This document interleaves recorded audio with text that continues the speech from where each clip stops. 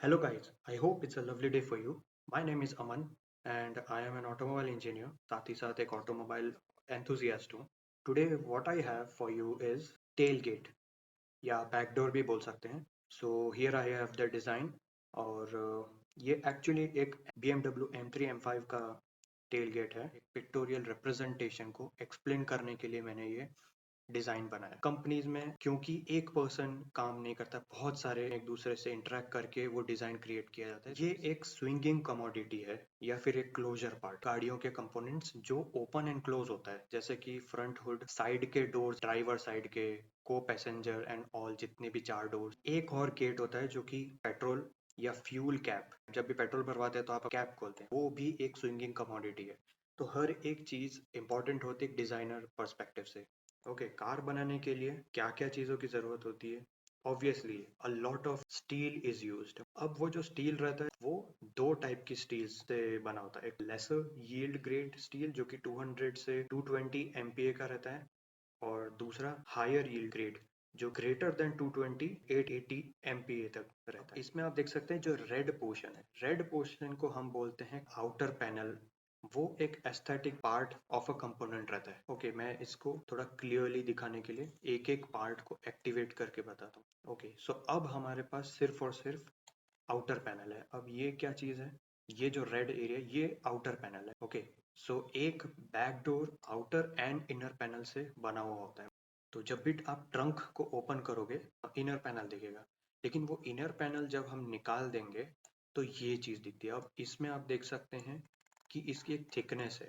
ये मैंने इसको जूम किया है और ये थिकनेस है. जब क्लास ए सरफेस रहेगा तो क्लास ए सरफेस में एक सिर्फ एक थिन शीट रहेगी जिसकी कोई भी थिकनेस नहीं रहने वाली. उससे ये एक पार्ट बना दिया, तो ये आपका आउटर पैनल हो गया, आपका प्रोड्यूसेबल पार्ट है. सो यहाँ पे आप देखेंगे ये आपकी लाइसेंस प्लेट होल्डर हो गया. तो ये जो स्मॉल होल्स हैं वो उसमें ज्वाइन करने के लिए ओके नट एंड बोल्ट से करेगा. की होल हो गए, इसको एक रफ डिजाइन दिया हुआ. इधर आपकी टेल लाइट्स आएंगे, राइट राइट वाली इस साइड, लेफ्ट वाली इस साइड आएगी. अब नेक्स्ट हम जाते हैं इनर पैनल में. सो मैंने इनर पैनल को एक्टिवेट किया. This is a very interesting part. यही क्रिएट करने में बैंड बच जाती है एक्चुअली. सो इसमें आप देख सकते हैं अलग अलग लेयर्स हैं. सो ये जो लेयर आपको दिख रही, ये वाली, इसको हम बोलते हैं एम्बॉसिंग. नाउ एम्बॉसिंग मतलब हम उसको एक तरह से हम एक स्ट्रेट पार्ट, हम एक स्ट्रेट लाइन में हम पार्ट नहीं बना रहे, उसको सेवरल लेयर्स दिया हुआ है. मतलब वो शीट एक स्ट्रेट लाइन के बजाय वो चीज ऐसे लाइन बाई लाइन उसको हाइट दी हुई है. सो ये जो एम्बॉसिंग है ये आपकी प्राइमरी एम्बॉसिंग कहते हैं. मतलब आपका जो मेन लेयर से डिविएट करके, यानी थोड़ा सा प्रोट्रूडेड है, थोड़ा सा बाहर निकला हुआ है. तो ऑब्वियसली ये क्यों किया है? क्योंकि इसको स्ट्रेंथ देने के लिए. सेकेंड थिंग, क्यों अब इसको मजबूती देने की क्या जरूरत पड़ रही है? क्योंकि गेट तो ऑलरेडी स्टील से बना है और एक्चुअली पीछे से भी बहुत चांसेस है जबकि आपके पीछे से कोलिजन हो सकता. उस कोलिजन में ये गेट पैसेंजर तक वो फोर्स को ट्रांसफर ना होने दे, इसीलिए ज़्यादा से ज़्यादा फोर्स एब्जॉर्ब कर सके, ट्रांसमिट ना हो पाए वो फोर्स पैसेंजर तक, क्योंकि ऑब्वियसली पैसेंजर आगे बैठा होगा और ये सबसे पहला पार्ट होगा. अगर पीछे से किसी ने क्रैश किया है तो ऑब्वियसली जितना डैमेज हो सके वो डैमेज इधर ही इस डोर या टेल गेट ही एब्जॉर्ब कर ले, ना कि वो पैसेंजर तक आने दे उसे. सो ये जो पूरा पोर्शन है इसको बनाने में भी आप ये सुन के ये सब क्या है, ये जो होल्स हैं, रेक्टेंगुलर होल्स, ये एक्चुअली अगेन एम्बॉसिंग है. ये आपको outer and inner panel join करने के लिए ये मैस्टिक पॉइंट्स हैं. मैस्टिक पॉइंट्स क्या है? क्योंकि आउटर और इनर पैनल को जोड़ना तो पड़ेगा, तो हैमिंग रहती है, और दूसरा है मैस्टिक, एंड तीसरा सीलेंट भी रहता है. इसमें मैस्टिक ग्लू स्प्रे कर देगी एंड देन उसको ज्वाइन किया जाएगा. सो companies like Audi, Porsche, BMW, Volkswagen, उन लोग ने क्या किया है, अब वो अपने पार्ट्स को, जो भी एक पार्ट बना है, जैसे ये टेल गेट है तो इसको एक single top, middle and bottom, जो भी नाम से, पर उसको कंपोनेंट को 3 एलिमेंट्स में डिवाइड कर देता है. लॉक की मोटर है तो उसके लिए मैंने इधर स्पेस दी हुई है. देन इधर स्ट्राइकर ज्वाइन होगा वो नट बोल्ट से या और भी जो भी ज्वाइनिंग प्रोसेस रहेगी.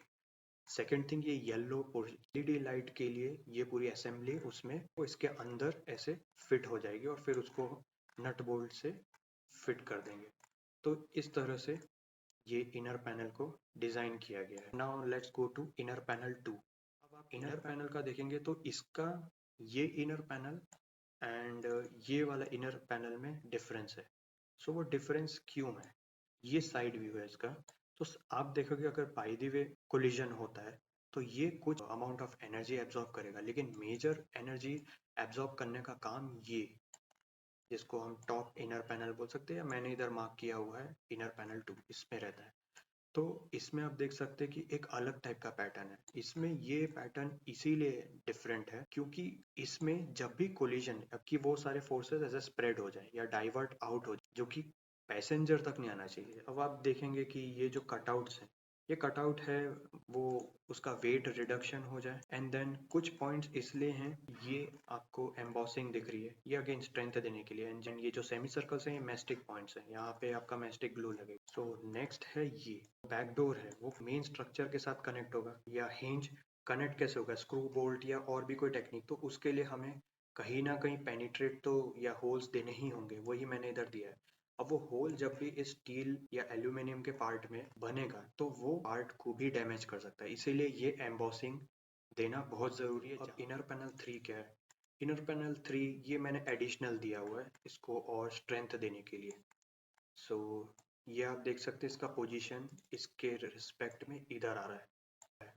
सो सेम उसमें भी वही चीज़ें हैं, एम्बॉसिंग दी हुई है, स्ट्रेंथ दिया हुआ है, देन जहाँ जहाँ भी हमको वेट रिडक्शन हो सकता है वो वेट रिडक्शन के पॉइंट्स मैंने कट कर दिए, एंड ऐसे ये थर्ड बना है, तो इससे इसको स्ट्रेंथ मिल जाती है ओवरऑल। आप देख सकते हैं ये जो लोअर इनर पैनल है इसमें इस टाइप का एंगल क्यों दिया है, क्योंकि ऑब्वियसली ये जो स्ट्राइकर है, डोर क्लोज होगा तो वो एक स्विंग होता है ना, वो एक सर्कल बनाता है। सो इधर आपको दिख रहा होगा ट्रेजेक्टरी सर्कल, ये है ट्रेजेक्टरी पाथ, या वो पाथ जो बैक डोर लेगा जब हम इसको ओपन करेंगे एंड क्लोज करेंगे, तो वो पॉइंट आप देख सकते हैं ये इसका सेंटर में जाएगा, मतलब जहां भी बॉडी पे कनेक्ट होगा ये चीज स्ट्राइकर, वो उधर लॉक होगा, तो ये लॉक में जाके होना चाहिए। तो ये एक ट्रेजेक्टरी सर्कल को फॉलो करना चाहिए। इस सर्कल का सेंटर होता है ये जो आपके हिंजेस हैं, ये इनके सेंटर पॉइंट्स रहते हैं। तो ये जो सर्कल क्रिएट किया गया है ये उसी के हिसाब से किया गया है। तो जो बहुत सारे सिमुलेशंस किए गए उसमें देखा गया कि वाई शेप में ही डैमेज, जो सबसे ज़्यादा फोर्सेस आ रही है वो वाई शेप या वी शेप में है। सेकेंड थिंग, हिंजेस हैं ये 1, ये 2, ओके, देन ये 3, तो ये सबसे ज़्यादा लायबल रहते हैं डैमेज होने के लिए, तो उसके लिए हमें री देना बहुत ज़रूरी है। ये एक री है जो कि स्ट्राइकर एंड लैच के एरिया में लगा हुआ है जो इसको स्ट्रेंथ देगा।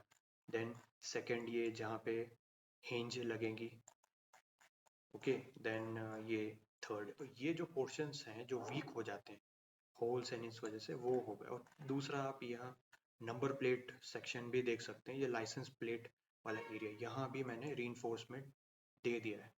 हम जो भी कंपोनेंट बना रहे हैं उसके लिए क्या इंपॉर्टेंट है कि वो सबसे कम प्राइस में बने, सबसे कम टाइम में बने और सबसे ज़्यादा स्ट्रेंथ हो उसमें। लेकिन समटाइम्स अगर बहुत ज़्यादा कॉम्प्लिकेटेड ऐसे शेप्स बना दिए तो वो बहुत ज़्यादा टूल्स भी कॉम्प्लिकेटेड यूज होंगे, तो वो अगेन इंक्रीज कर सकते हैं कॉस्ट ऑफ प्रोडक्शन। तो ये इट्स नॉट नेसेसरी कि हर हमेशा ऐसे ही हिंजेस ही हों। एक्चुअली आज के टाइम पे ऑटोमेटिक डोर्स ओपन हो जाते ट्रंक डोर, तो उस टाइम पे पावर स्पिंडल यूज होता है।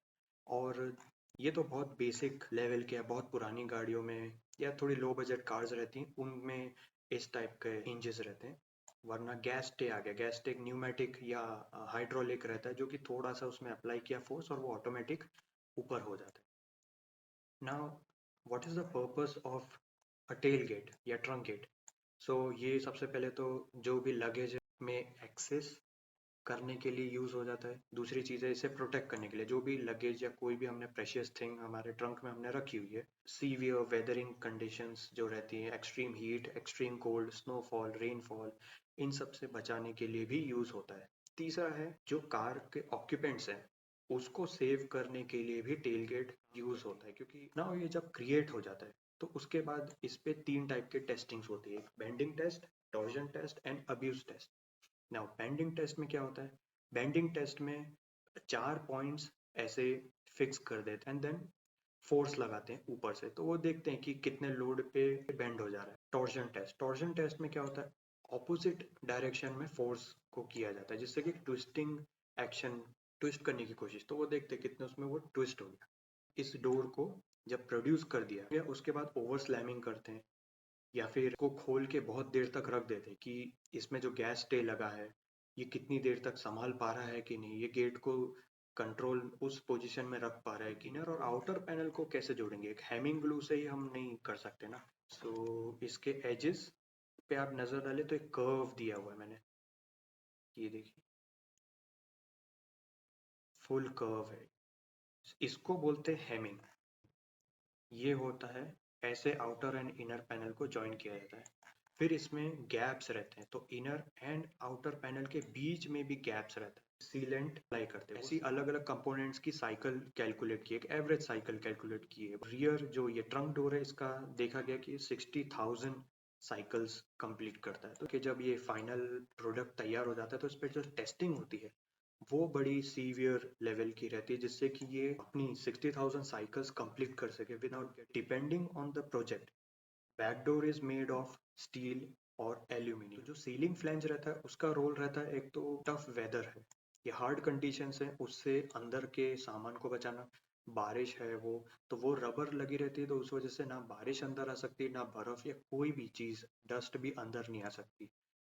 दूसरा है NVH, जो नॉइस वाइब्रेशन एंड हार्शनेस रहती है उसका लेवल कम कर देती है। Next time whenever you check out your car, just look at the inner panel also, try to observe the inner panel. और मैंने जो जो चीज़ें इसमें क्रिएट की वो सारी चीज़ें आप ऑब्जर्व करने की कोशिश करना कि क्या ये सब हैं और किस टाइप का है, वो सब आप मुझे बता सकते हैं। सो या that's it. So thank you.